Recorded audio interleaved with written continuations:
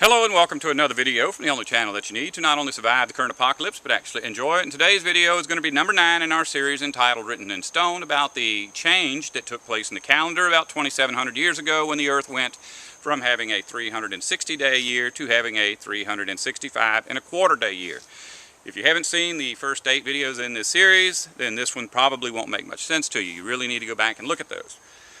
But in any case, today's video is going to be about prophecy. I told you when I started this series that if you did not understand or know in your heart that the earth used to have a 360-day year and is about to go back to a 360-day year, you could not understand one single prophecy in the Bible.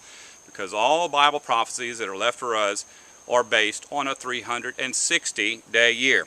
And just to prove that, now, the time period we're talking about, I think, is mentioned in every single book of the Bible. Sometimes it's talked about as the end times, other times it's spoken of as the last days, it's spoken of as a conclusion of a system of things, it's spoken of as a great tribulation. But each and every one of these is the same period of time, and it's always 3.5 years. Many of the prophecies can be associated by the fact that they're similar, but others can be associated because they speak of the same exact time period.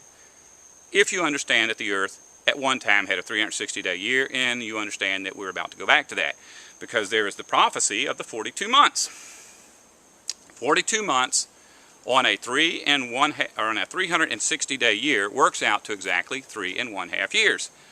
There is also the prophecy of the 1,260 days. 1,260 days on a 360-day calendar works out to exactly 3.5 years.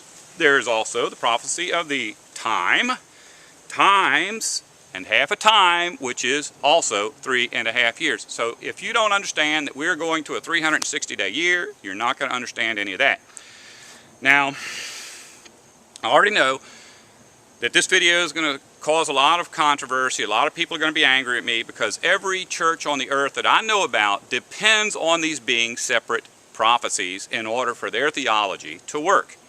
In other words, many of the times these prophecies are spoken of sequentially when in fact they are not sequential but concurrent.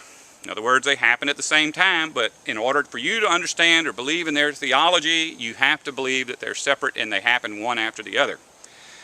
Just as an example, in the book of Revelation, we are told about the opening of 7 seals. And the way that basically goes is John sees a man open the first seal, then he sees him open the second seal, and when he gets to the 7th seal and opens it, it says, "And I saw 7 angels with 7 trumpets, and the first angel blew his trumpet, and the second angel blew his trumpet," and he gets done.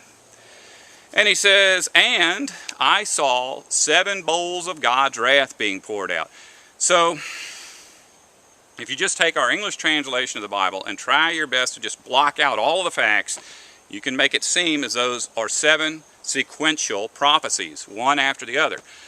But each of those begins with the calendar being recorrected, or being the earth and the moon and the sun being put back into synchronization with one another, and they end with the establishment of God's kingdom forever, the resurrection of the dead, and the making of all things new. So you can't have a prophecy that takes us from the beginning to the end, and then the next prophecy takes us back to the beginning and to the end, and have them sequential. They're just the same prophecy. You just have to understand that. Now, most people recognize that the 7 trumpet blasts are associated with the Feast of Trumpets that was originally practiced by the Jewish people thousands of years ago. And it is.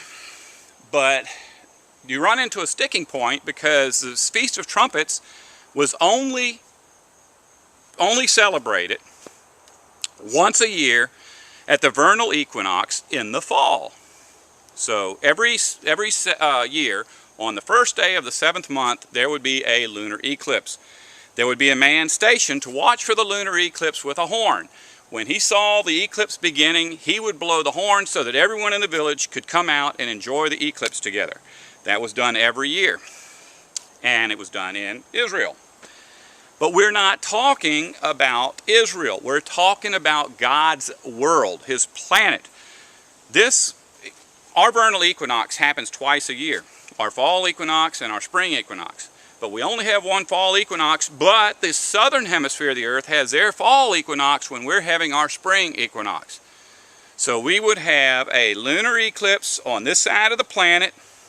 6 months later, we'd have a lunar eclipse on the other side of the planet, and then back and forth until all 7 are done, which would take place over a period of 3.5 years. This is also going to cause problems, but look, if you get mad at me because I'm destroying your religion, or I'm speaking against your teachers, that's okay, but please don't stop watching my videos. The information that I'm sharing with you is not just for entertainment purposes. This is going to be absolutely essential if you want to live through what's about to happen. Please keep watching me even if you hate me. Even if you want to make bad comments, don't stop watching because I'm tearing up your theology. Just to show you that these are all... Okay, we already have made the association between the trumpet blast, right? Trumpet blast and lunar eclipse. So we're going to look at what a lunar eclipse looks like so we can make an association between that and the other prophecies. If I can get these in order. Okay, this is a full moon. I hope you can see this. When we have a lunar eclipse, what happens is the Earth comes directly between the moon and the sun, throwing a shadow of the Earth onto the moon.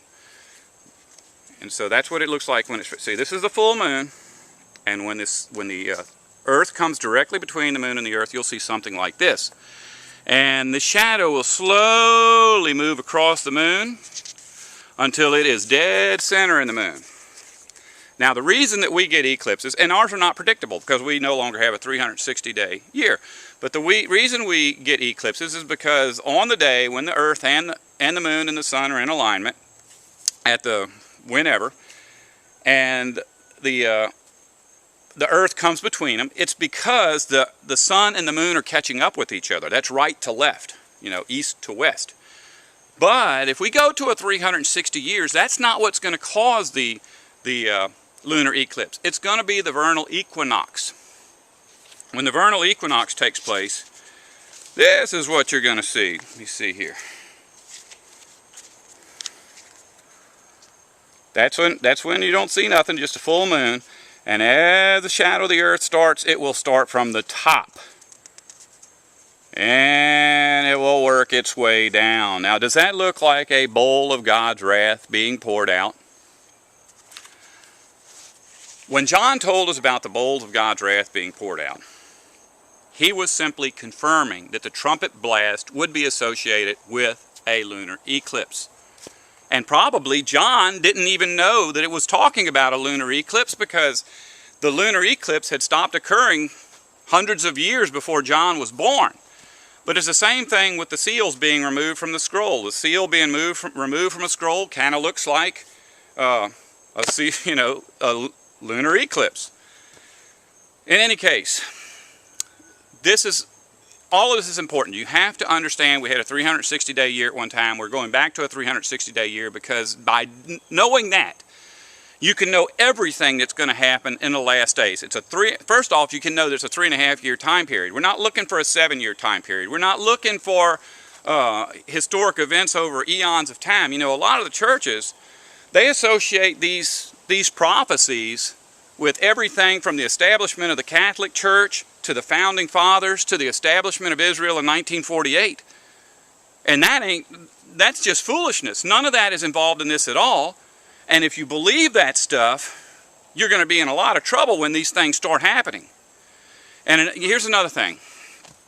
I keep telling you, you got to get out of church, but it is vitally important that you sink these things into your mind. Because even if you want to continue going to church, if your whole family goes there, all your business partners go there, everybody you love is there, and you can't give that up, you have to have this strongly embedded in your mind. Because I promise you, when these things happen, the networks, the churches, the government, every single agency that's associated with civilization is going to do everything in their power to convince you that what you're watching is a natural phenomenon, and they will use all kinds of scientific gobbledygook terms to prove it to you.